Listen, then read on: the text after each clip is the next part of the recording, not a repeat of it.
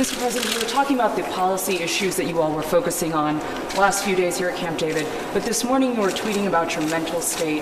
Why did you feel the need to tweet about that this morning? Well, only because I went to the best colleges, or college. I went to I had a situation where I was a very excellent student, came out, made billions and billions of dollars, became one of the top business people, went to television, and for 10 years was a tremendous success, as you probably have heard. Ran for president one time and won. And then I hear this guy that doesn't know me at all. By the way, did not interview me for he said he interviewed me for 3 hours in the White House. It didn't exist, okay? It's in his imagination. And what I was heartened by, because I talk about fake news and the fake news media, was the fact that so many of the people that I talk about in terms of fake news actually came to the defense of this great administration and even myself, because they know the author and they know he's a fraud.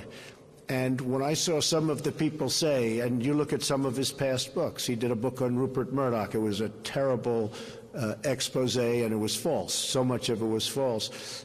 I consider it a work of fiction, and I think it's a disgrace that somebody's able to do something like that. The libel laws are very weak in this country. If they were strong, it would be very helpful. You wouldn't have things like that happen where you can say whatever comes to your head. But just so you know, I never interviewed with him in the White House at all. He was never in the Oval Office. We didn't have an interview.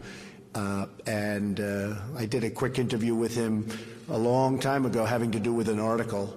But I don't know this man. I guess Sloppy Steve brought him into the White House quite a bit, and it was one of those things. That's why Sloppy Steve is now looking for a job.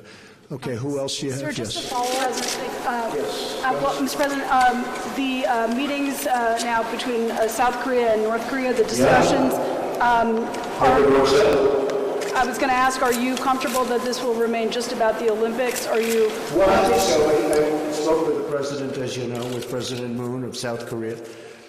He thanked me very much for my tough stance, and for 25 years they haven't been using a tough stance. They've been giving everything. When you look at what Bill Clinton did, and you've seen the famous clip where Bill Clinton wants to give him everything, and where I said years ago with Russer, Meet the Press, many years ago, I talked, I don't think anything's changed. You have to have a certain attitude, and you have to be prepared to do certain things, and I'm totally prepared to do that.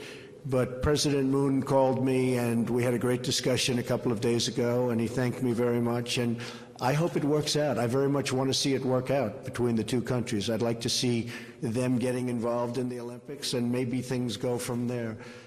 So I'm behind that 100%. He actually thanked me. He said, and a lot of people have said, a lot of people have written that without my rhetoric and without my tough stance, and it's not just a stance. I mean, this is what has to be done, if it has to be done, that they wouldn't be talking about Olympics, that they wouldn't be talking right now.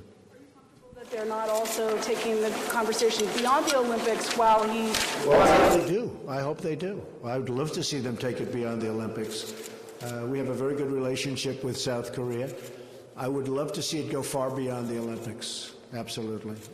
And at the appropriate time, we'll get involved. But I like the idea if they're dealing on the Olympics, that should be between those two countries. Yes. Mr. President, did you ask the White House counsel to ask Attorney General Sessions not to recuse himself from the Russia investigation? Everything was 100% proper.